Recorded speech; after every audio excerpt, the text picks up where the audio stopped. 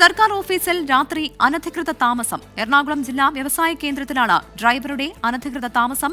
പ്രദീപ് എന്ന ഡ്രൈവറാണ് ഓഫീസ് സമയത്തിന് ശേഷം ഓഫീസിനുള്ളിൽ കഴിയുന്നത്. സർക്കാർ കടുത്ത സാമ്പത്തിക പ്രതിസന്ധിയിൽ കഴിയുമ്പോഴാണ് ഓഫീസിനുള്ളിൽ AC ഇട്ട് ഉദ്യോഗസ്ഥന്റെ അനധികൃത താമസം.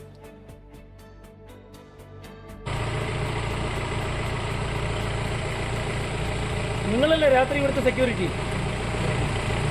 നിങ്ങളിത് ഈ സമാധാനം പറയേണ്ടി വരും കേട്ടോ.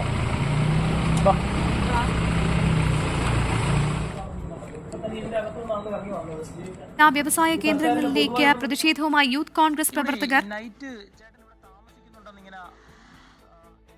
സർക്കാർ ഓഫീസിൽ താമസിക്കുന്നുണ്ടെന്ന് ഇങ്ങനെ പറഞ്ഞിരുന്നു.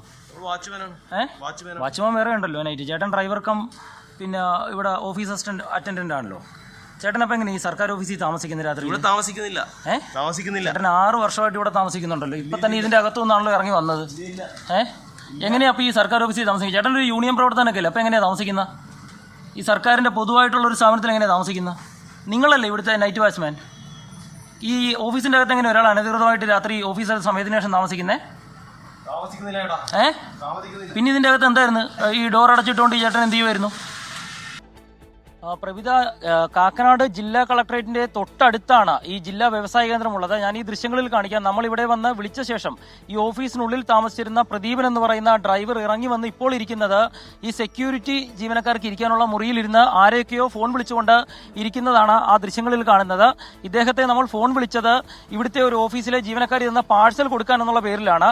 അവിടെ നിന്ന് ഇദ്ദേഹം ഇറങ്ങി വന്ന് മേഡം പറഞ്ഞതല്ലേ പാഴ്സൽ തരൂ എന്ന് പറഞ്ഞു വന്നപ്പോഴാണ് നമ്മൾ 24-ൽ നിന്നാണ് ചേട്ടൻ എങ്ങനെ ഈ ഓഫീസിന്റെ അകത്ത് ഓഫീസ് സമയം കഴിഞ്ഞ് താമസിക്കുന്നു, അതും ഓഫീസിന്റെ അകത്ത് AC ഇട്ട് മുകൾ നിലയിലെ 2ാം നിലയിലെ AC ഇട്ടൊക്കെയാണ് താമസിക്കുന്നത്. അവിടെ AC പ്രവർത്തിക്കുന്ന ദൃശ്യങ്ങളടക്കം പകർത്തിയ ശേഷമാണ് നമ്മൾ ഇദ്ദേഹത്തെ വിളിച്ചു വരുത്തുന്നത്. ഇപ്പോൾ ഇവിടെ ഉണ്ടായിരുന്ന താൽക്കാലിക ജീവനക്കാരൻ ഓഫീസിന്റെ ഷട്ടർ തുറന്നുകൊണ്ട് അകത്തേക്ക് ഓടിക്കയറി AC ഓഫ് ചെയ്യാനായിട്ട് മുകളിലേക്ക് പോവുകയും ചെയ്തിട്ടുണ്ട്. അദ്ദേഹത്തോടും ഈ സെക്യൂരിറ്റി അറിയാതെ എങ്ങനെ ഒരു ഇവിടുത്തെ ജീവനക്കാരൻ ഇത്രയും ഫയലുകൾ ഇരിക്കുന്ന ഒരു ഓഫീസിൽ താമസിക്കുന്നു എന്ന് ചോദിക്കുമ്പോൾ അവർക്കും മറുപടിയില്ല. അവിടെ നിന്ന് അദ്ദേഹം ഓടിയ ഓട്ടമാണ് ഈ മുറിയിൽ കയറി ഇരിക്കുന്നത്. കഴിഞ്ഞ കുറച്ച് വർഷങ്ങളായി തന്നെ ഇദ്ദേഹം ഇവിടെ താമസിക്കുന്നുവെന്ന് വിജിലൻസിന് പരാതി ലഭിച്ചിരുന്നു. കഴിഞ്ഞ ദിവസവും നമ്മളിവിടെ എത്തുമ്പോൾ ഈ ഓഫീസിന്റെ മുകളിൽ AC പ്രവർത്തിക്കുകയും ഇവിടെ ആളുകൾ ഉള്ളതായിട്ട് നമുക്ക് സൂചന ലഭിച്ചിരുന്നു. പക്ഷേ ഇന്നാണ് നമ്മൾ ഈ നമ്പറിൽ വിളിച്ചപ്പോൾ ഈ അടച്ചിട്ട ഓഫീസിന്റെ ഷട്ടർ തുറന്നുകൊണ്ട് ഈ ഉദ്യോഗസ്ഥൻ ഇവിടെ എത്തുന്നത്.